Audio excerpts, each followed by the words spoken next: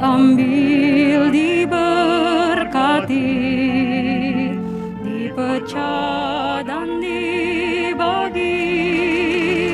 Kita wartakan kasih Tuhan di setiap sedi kehidupan.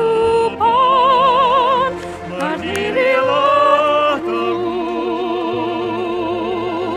dan janganlah goyah.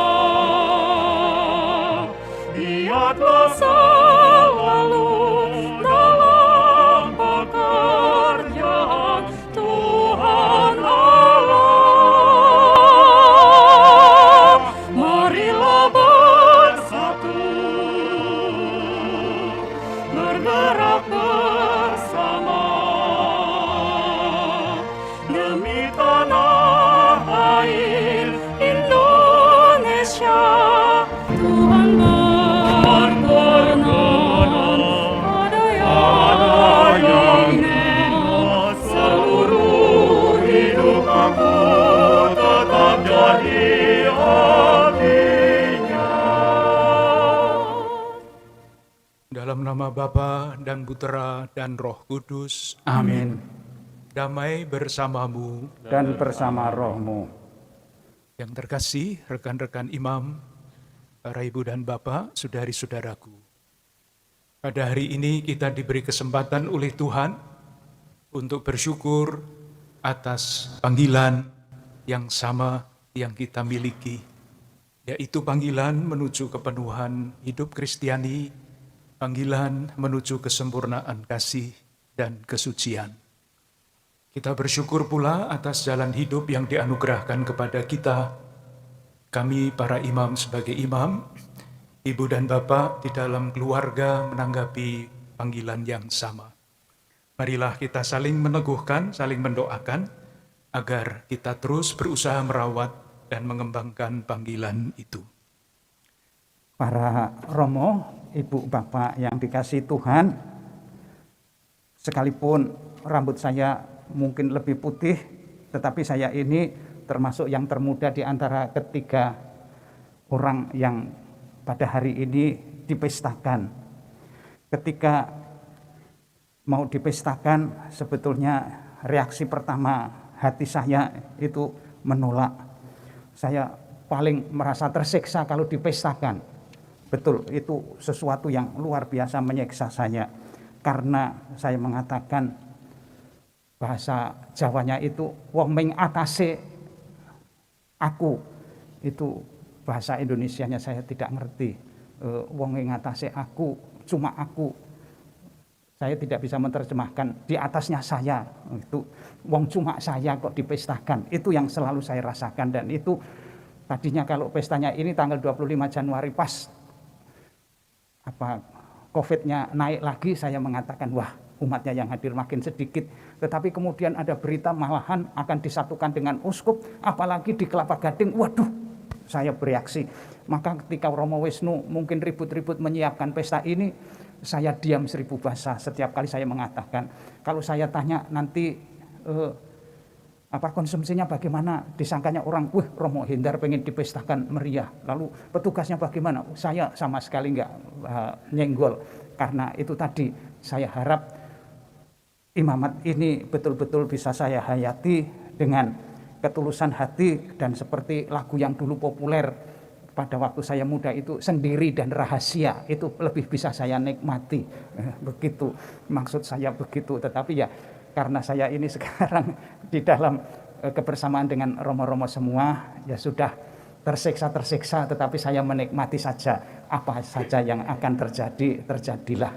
Maka para romo, rekan-rekan dan ibu bapak, khususnya Bapak Uskup, terima kasih boleh memestakan saya pada hari ini, dan rasa tersiksa ini untuk sementara akan saya abaikan. Semoga seperti nasihat Bapak Uskup, ketika saya sedang sakit, Romo berusahalah bersahabat dengan penyakit, saya juga akan bersahabat dengan pesta yang diadakan ini. Terima kasih. Saya mau mengundang Romo Widi untuk melanjutkan sharing tentang imamat ini. Terima kasih Romo. Saya itu nunggu sharingnya imamat, ternyata sharing tersiksa. Bapak Uskup, para romo dan saudara-saudara terkasih, keberuntungan kami pada saat bersama ini adalah ketika Bapak Uskup, Romo Hendar, dan saya pernah mengalami dikentungan bersama-sama. Tetapi dalam perjalanan 42 tahun imamat, bagaimana saya harus men-sharingkannya? Mungkin kita pernah mendengar ada penyesalan 1 jam ketika orang memasak nasi jadi bubur. Tunggu 1 jam lagi, masakan nasi tersedia. Ada yang disebut penyesalan 1 hari. Janji besok pagi, lari pagi dengan teman. Ternyata telat bangun. Kita bisa merubahnya pada hari berikutnya. Ada penyesalan yang disebut 1 minggu. Janji sama keluarga untuk malam minggu makan di luar. Tetapi pekerjaan tidak bisa ditinggalkan hari itu. Toh seminggu berikutnya lagi masih bisa makan malam minggu.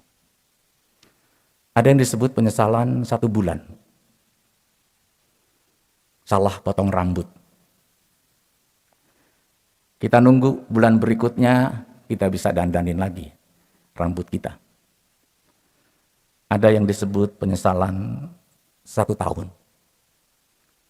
Orang tidak naik kelas. Maka dengan susah payah dia harus belajar lagi 1 tahun, lalu kemudian bisa naik kelas. Ada penyesalan seumur hidup, yaitu kalau saya tidak menjadi imam. Saya merasa apa yang kita dengar pada bacaan Injil tadi, Allah mencari pekerja. Untunglah ketika saya bekerja dan menjawab panggilan Tuhan, saya merasa bahagia. Terima kasih Bapak Uskup untuk kebersamaan di Keuskupan Agung Jakarta ini. Terima kasih juga kepada rekan-rekan imam, kita saling mendukung, saling meneguhkan, dan juga saling berjalan bersama sampai pada akhir panggilan kita. Terima kasih. Para romo yang terkasih, ibu bapak sekalian, ternyata warna rambut tidak menentukan banyaknya usia. Sudah disampaikan sharing dari Romo Hendar dan Romo Widi. Saya menambah sedikit apa yang saya renungkan setiap kali tiba hari ulang tahun tahbisan. Saya ditabiskan pada tanggal 26 Januari 46 tahun yang lalu. Biasanya imam-imam di Keuskupan Agung Semarang itu ditabiskan pada tanggal 25 Januari. Karena apa? Karena Seminari Tinggi Santo Paulusnya. Sehingga pada hari pertobatan Santo Paulus dilaksanakan tahbisan imam.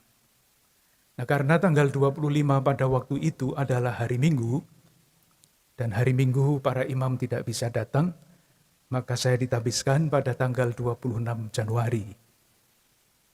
Dulu pada awal mula saya hanya berpikir sederhana sekali, ya karena tanggal 25 tidak bisa, ya dicari hari yang paling dekat, tanggal 26.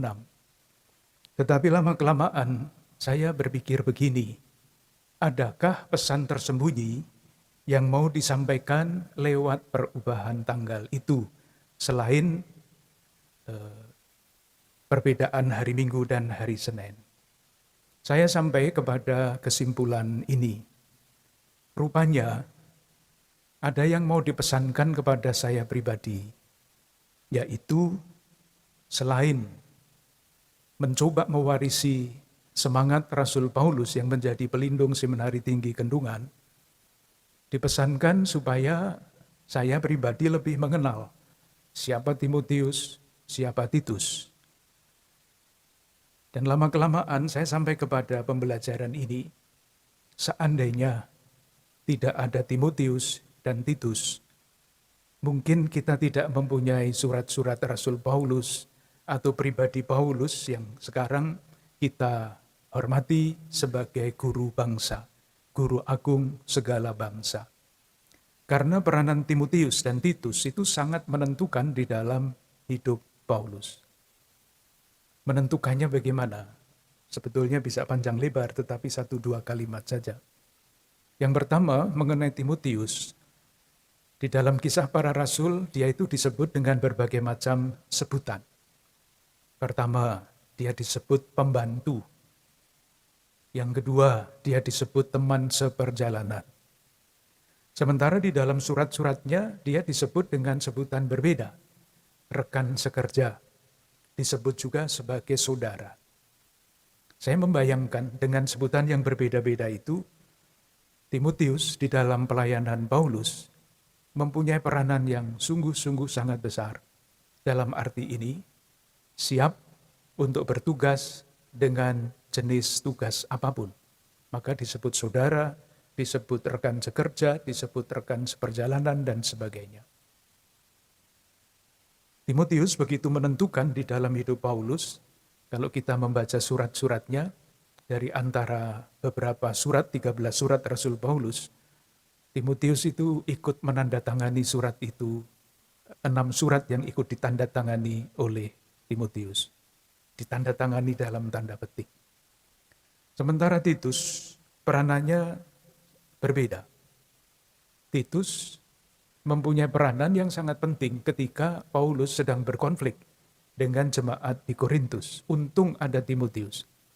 Seandainya Timotius tidak ada, tidak bisa dibayangkan bagaimana hubungan antara umat Korintus dan Paulus itu akan berakhir. Tetapi Titus dengan segala macam bakat manusiawinya, sabar, jernih, memberi waktu yang cukup kepada persoalan itu, akhirnya Titus dapat mendamaikan Paulus dengan jemaat di Korintus. Para Roma sekalian, itulah yang saya petik, pesan-pesan yang saya petik dari perubahan hari pentabisan saya dari tanggal 25 Januari ke tanggal 26 Januari. Dan pada kesempatan yang baik ini, saya juga ingin mengucapkan terima kasih kepada para Roma sekalian yang boleh saya sebut kita bersama-sama menjadi Timotius yang siap untuk diutus dengan tugas apapun, dan menjadi Titus yang dapat menjadi membuat suasana jemaat dan komunitas-komunitas komunikasi di dalam jemaat itu menjadi semakin Kristiani. Terima kasih kepada para ibu dan bapak, wakil umat di Keuskupan Agung Jakarta yang selalu mendukung kami para imam di dalam perutusan kami. Kita saling mendoakan agar kita dapat menjalankan tugas perutusan kita yang berbeda-beda itu sebagai jalan menuju kesempurnaan hidup Kristiani. Dengan keyakinan dan harapan itu, mari kita lanjutkan ibadah kita. Rasa syukur kepada Tuhan, ucapan terima kasih satu sama lain di antara kita akhiri ibadat kita dengan mohon berkat Tuhan. Tuhan bersamamu dan bersama rohmu. Semoga kita sekalian, komunitas-komunitas kita, keluarga-keluarga kita, seluruh umat yang kita layani dalam perutusan kita yang berbeda-beda, selalu dilimpahi berkat, perlindungan dan damai sejahtera oleh Allah yang Maha Kuasa, Bapa dan Putera dan Roh Kudus. Amin. Dengan demikian ibadah kita sudah selesai. Syukur kepada Allah. Kita diutus untuk mewartakan kebaikan Tuhan. Amin.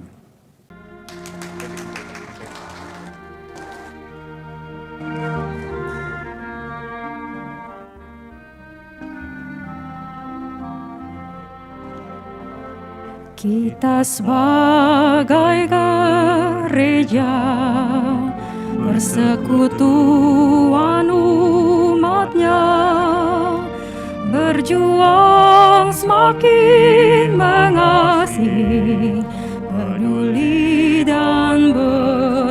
kasih, diambil, diberkati, dipecah dan dibagi. Kita wartakan kasih Tuhan di setiap sedi kehidupan. Berdirilah teguh dan janganlah